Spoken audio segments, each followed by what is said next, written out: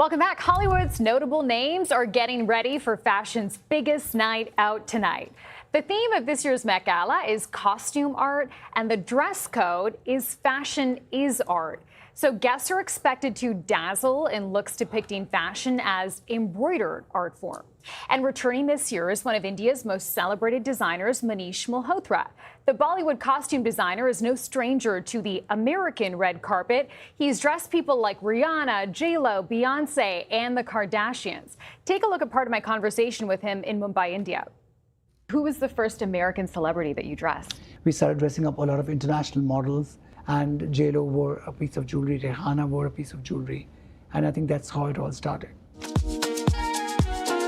Then last year, Malhotra dressed Kim and Khloe Kardashian at the billionaire Ambani wedding. But Malhotra recognizes the value of versatility. If you want your work of your artisans to go all over the world, it cannot always be Indian clothes.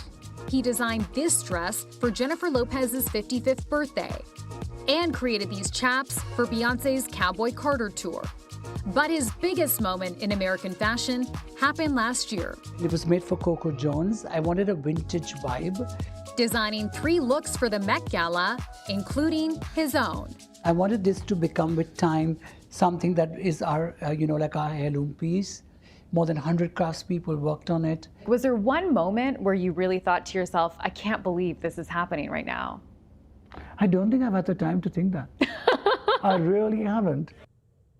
I'm so excited to chat all things Met Gala. We have CBS News contributor Lauren Sherman and Puck fashion correspondent for all of this. Want to start with the theme. How do you think that's going to be executed? What will this look like? Well, it could look like nothing, and it could be everything. So we might see dresses that are painted, and I've seen some previews of like hand-sculpted pieces, or people could just show up in a gown. It just depends. It's open for interpretation. Fashion is art is a very broad. Super broad. Yeah. So, Lauren, let's talk a little bit about, there have been a couple of think pieces that have been written about like the intersection of technology, tech people in the fashion fashion world, because and I saw something that was really interesting this past weekend, which it showed a photo of Mark Zuckerberg, at one of the fashion weeks. I don't know if it was Paris or New York, and he's clearly not a fashionable guy, right? Like he stepped it up from the hoodies, but he's there in basic like normie wear. And the idea was, well, no, this isn't your world, but you can buy your way into this world. What does that mean? I get that on a win tour is like, this is great. The Bezos are like contributing a lot of money to this, so why not make them honorary co-chairs? But is it a good thing for the industry or what? Look, this is a money gig. The Met Gala raised $31 million last year for the Costume Institute. It's about Anna Wintour needs to follow the money. Tech people have money. Amazon actually sponsored the Met Gala 14 years ago. I think because this is Jeff and Lauren Bezos and it's individuals, there's a lot more, and there's also just so much going on in our culture with Eat the Rich. OpenAI has a table at the Met Gala Is that right? this year. Yes. Wow. So Sam Altman's going to be there too. So it's like, I think it's just all intersecting, and there are going to be tons of protests today. Amazon workers are protesting. There are going to be other groups. And look, a fundraiser is rich people giving money to an institution. That hasn't changed, but I think what's happening in our culture and society, it's just a hotbed for a lot of controversy and sensitivity, honestly. Well, so can I ask a follow-up real quickly on that? So what does it mean then that we're hiring influencers and celebrities to be directors of fashion labels, where people like Valentino and Givenchy were true visionaries. They were artists in their own right, and some people leading those houses are just people who are rich and famous. Yeah, I mean, fashion became pop culture, and so some places there's still Schiaparelli has a designer named Daniel Roseberry who Lauren Sanchez is going to be wearing tonight. He's a real artist.